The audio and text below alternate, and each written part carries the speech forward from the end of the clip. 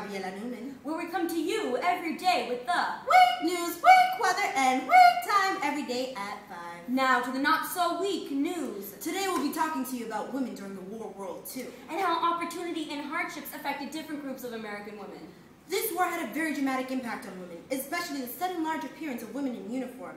Yes, that was the most visible change. In 1945, more than 250,000 women had joined the Women's Army Corps. The women accepted for voluntary emergency service. That one was pretty popular. And also the Marines and Coast Guard. Yes, Rebecca, it is just amazing to me that this country was still trying to get back on its feet from the Great Depression. And most women had already joined the armed forces, and if it was filled, they would try to become a nurse or replace a man in a non-combat job. I agree, Gabriella. So many women would substitute men on the home front. And for the first time in history, married working women outnumbered single working women as 6.3 million women entered the workforce during the war. Can you imagine? 12 million entered before and 18 million during the war? Wow! And Rose of the Reveater became the most popular symbol for women who abandoned traditional female occupations to work in defense industries. Yes, I've heard of that. How wonderful is that? But with all this came the hardships. Yes. Unfortunately, social workers blamed working mothers for the rise in delinquency during the war. But how could you blame them? They worked a double shift and came home to wifely duties. Yes, and we'll be back after this short break. Keep it weekly. Ooh, such a lovely day. Let me go get my camera. I can't get up. My lovely button. Press it, right? Nothing just say. I'm here to help. Yeah. Oh dear, lovely day come. This woman's life was saved, but by I can't get up, help me button. I think I need some Pampers. And we're back. I am Gabriela Newman. And I'm Rebecca Simpleton. We are here live with Noelle Smith with our latest news. Noelle? Hi girls, I'm here with Grace Ginsberg, a Jewish American who served in World War II. This young lady had a job as a riveter. She was first a secretary, and my question is, what inspired you to do such a manly job?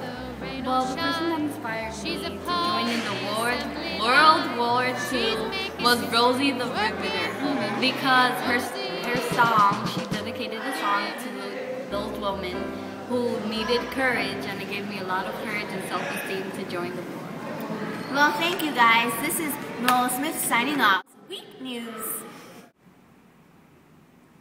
Wasn't that so interesting? Oh, so very interesting, Gabriella.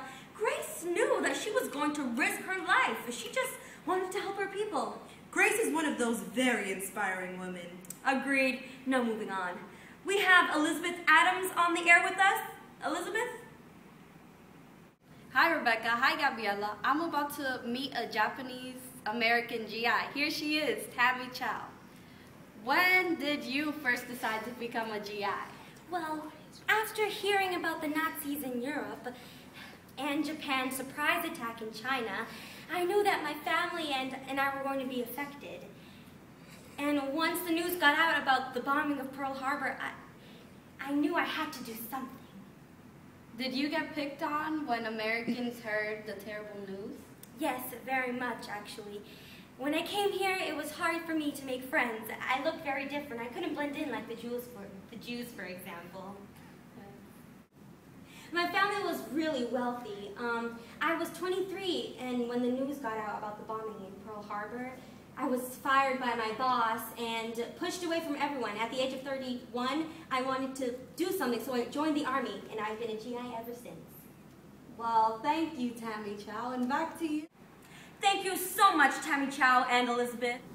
Hello, I'm Gabriela Newman, and I'm here with Maria Johnson. How are you, Maria? Yes. So we have a couple of questions for Maria. Why did you decide to retire from nursing? Well, while I was a nurse during war, I met my husband, Mr. Will Johnson, and during the combat time, I became pregnant, and we both decided that the best thing for our family would be if I retired from being a nurse so I could stay at home and raise our child safely. That was very nice.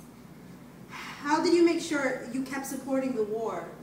Well, even though I wanted to take care of my child, I also wanted to make sure that I helped our troops win this battle.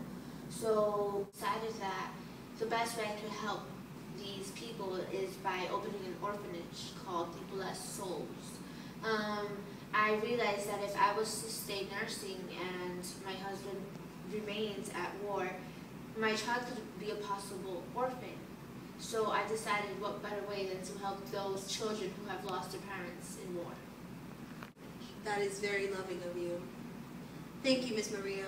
Hello, I'm Rebecca Simpleton. I'm here with Sasha Miller, an African-American pilot. How are you today? Very good, thank you. So why did you all of a sudden change your career choice from being a nurse to a pilot in the U.S. Air Force?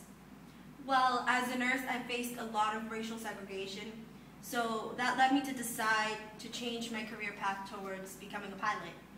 I love being, even though we didn't get the same rights as American white women. So if you had the power to change anything, whether in the past or the future, what would you change? I guess it would change the fact that African Americans didn't get all the credit for all the wonderful things that they did. Well, there you have it.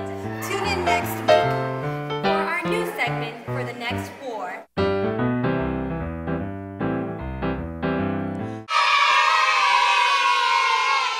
Dinosa, go. Say something. Testing, 1, 2, 3. Multi-grain fatty. Hello, Dinosa. Oh! Our father just can't get up. Are you alright?